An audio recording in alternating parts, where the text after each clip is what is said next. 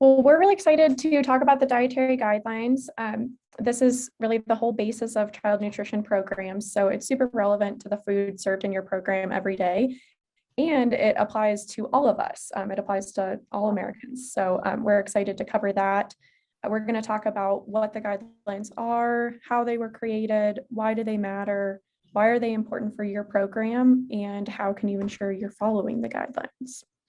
Okay, so let's talk about the dietary guidelines for Americans. Why is it important? Well, I think this little boy right here just shows us how important it is, what you guys do every day. This cute little guy is a student at Belfry School, and they were having their turkey meal that day. So like we said, the dietary guidelines are published every 5 years. And after these are published, or even as they're being published, then our country starts building recommendations on how Americans should eat to support those dietary guidelines and the principles within there. So just thinking about, it applies to people of all ages. Over half of Americans have a diet-related chronic disease. So really, if we can get these kiddos in school started out on a good path, we could prevent a lot of chronic illness as they age over the next 70, 80 years. And then we know that the dietary guidelines really drive our meal patterns in school meals. Next. Okay, this is a really pretty plate. So if we picture my plate, we know that half of our plate should be fruit and vegetables. A quarter of it would be filled with protein or meat alternates. Whole grain foods fill out a quarter of the plate. And this graphic shows water as a healthy choice, which it is, or in schools, we're talking about milk or another calcium, vitamin D fortified beverage. So it doesn't have to be milk. It could be a approved alternative beverage. But I think this is a beautiful plate. And I don't know about you guys, but I wish I could eat like this every day. It's good to have a goal to shoot for. So filling that plate with fruits and vegetables, at least half your plate.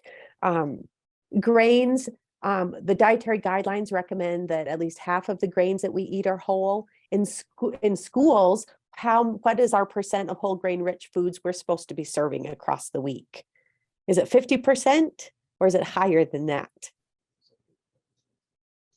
Like out of all the grains you serve in a week, yep, it's 80% of them should be whole grain rich. So that goes a little over and above.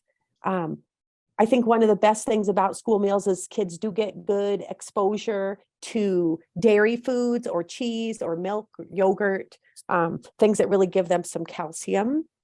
Protein foods, they're coming from a home that has food insecurity. They're probably going to get higher quality and a good amount of protein at school that they might not be getting at home. And then healthier oil choices within that plate. So that's a really pretty plate. Think about eating like that. Next. These are the 4 main guidelines that if you wanted to make every bite count, you could follow these 4 main guidelines. So the first one is following a healthy dietary pattern at every life stage. And like I said, these dietary guidelines really have specific recommendations from infant up to age 2 and then age 2 on up. Really number 2 is customize and enjoy nutrient dense food and beverage choices to meet your own lifestyle.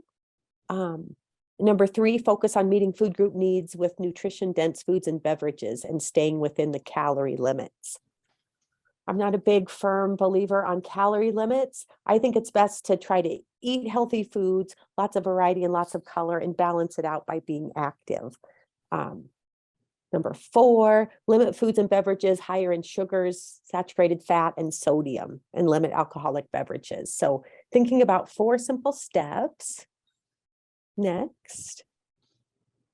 Okay, so I'm curious if anybody feels comfortable sharing, like take a minute and think, why does this matter to me personally? And why does this matter to my school meals program? And while you guys are thinking about this, you could either put it in the chat box or unmute and share it verbally. I'll share why it does to me. So why does this matter to me?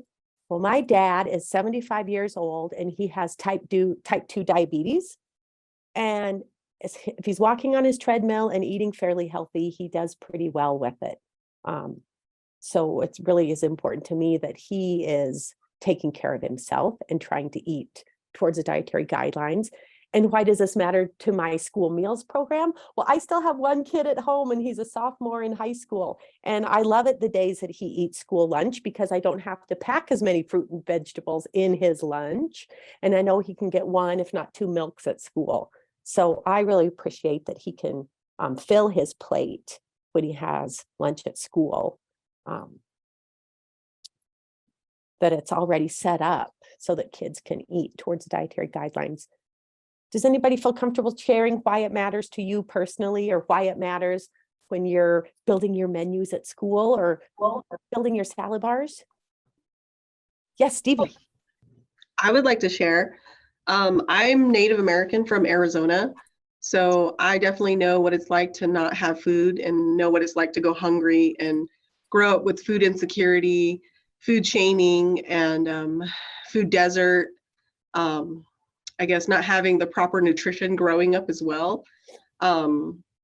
Yeah, so it matters to me because of that, and because I have a son now, and making sure that he's educated in nutrition in general, because I think that most kids don't know anything about nutrition because it's like it starts at the home, and if it's not at the home, they won't know. It's just like when a little kid goes to school and they get their breakfast in the classroom and they've never seen a pear until that day.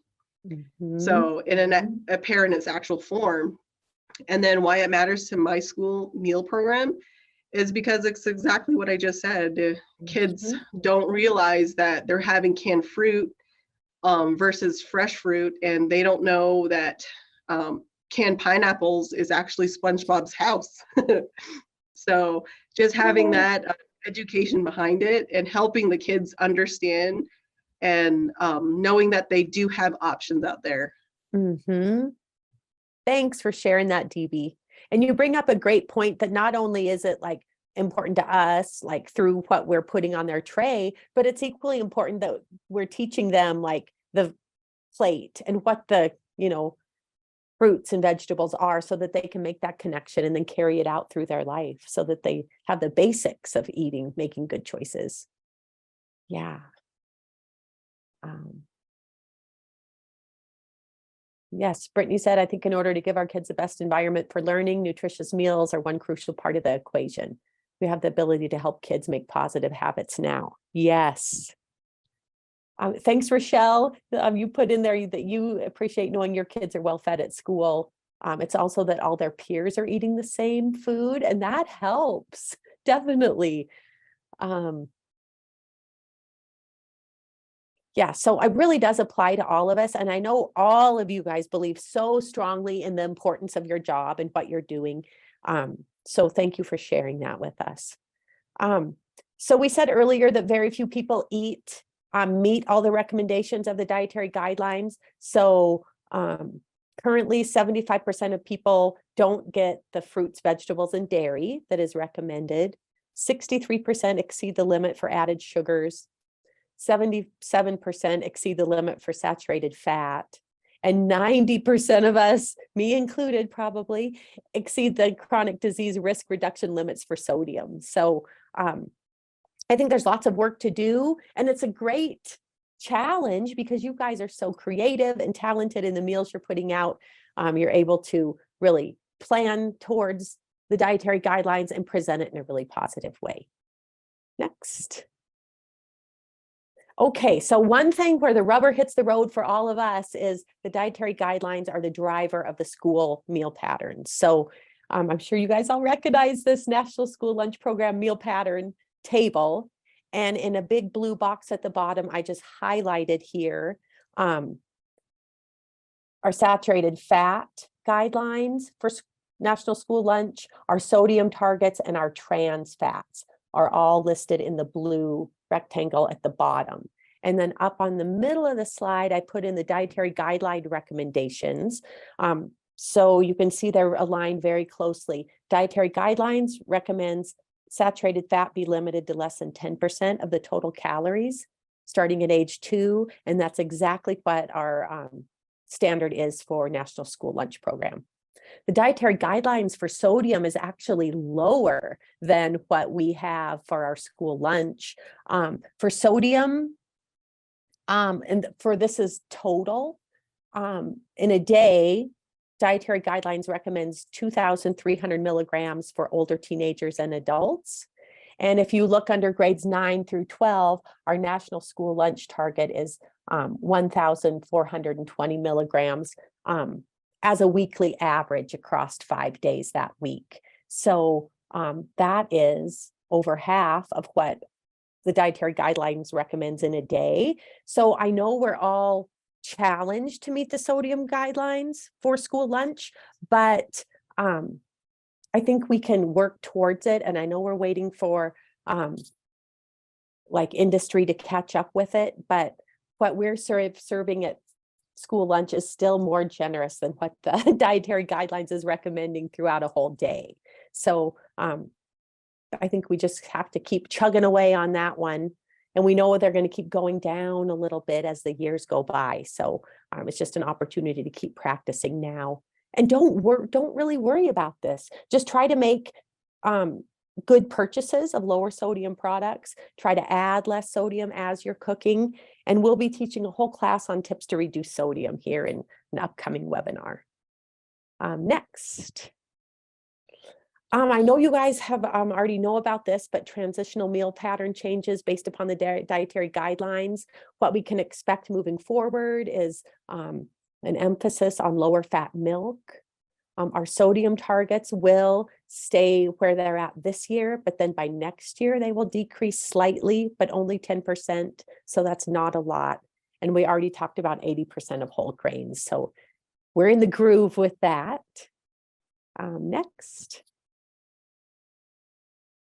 The vegetable subgroups, this comes right out of the dietary guidelines. And so dark green vegetables, red, orange vegetables, your peas, beans, and legumes, your starchy and your other. Again, our meal patterns are already built to provide a variety within the vegetable subgroups, but all of these subgroups are providing really essential vitamins and minerals for brain growth and for body growth and for to support healthy immune systems. So it is scientifically based. These are categorized into categories based on the nutrients that they provide that are important for health. Next. Okay, so I'd like you to think about this pretty personal plate that we already talked about, and maybe think about what you had for lunch. And then how would we think about this really colorful tray and then this colorful plate and then transfer it over to your school lunch tray.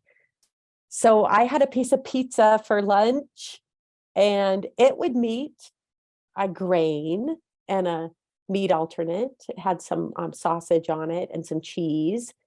And I had a banana, which would be my fruit. I just had water. And I guess I didn't have any veggie with my lunch other than there was some black olives on the pizza. So next. If I was eating at school and I had a salad bar, I could really bump up my fruit and veggie. So I'm thinking about, how do you build a lunch tray that meets the dietary guidelines?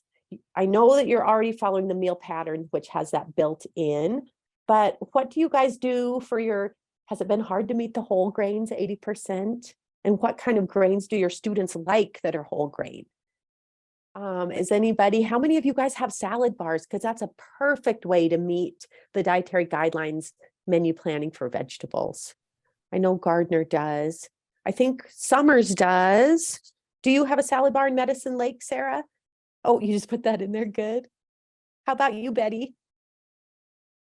Good. And Belgrade? We just offer, we don't have a salad bar or anything fancy like that. I'm not there yet. Okay. Well, an offerings bar is really meets the same thing. So lots of schools just put out lots of choices on their main line, and that's a good way to get that variety into. How about fruits? How are you offering a variety of fruit? That's usually the easiest. Kids love it. You can either put them on your salad bar or offer that variety through the line. Milk is pretty standard in schools. Looks like we're having some whole grain discussion in the chat. Some schools are baking whole grains from scratch, so that's easy to incorporate those whole grains in. If you're making something from scratch, it just has to have 50% whole grain. I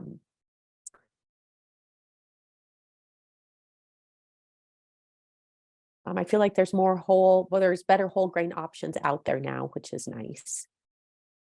Meat alternate, that's pretty standard for schools, as long as you're not bogged down in supply chain issues. But really to think about, as colorful as that perfect plate was, it can look just as good, if not better, on a school lunch tray.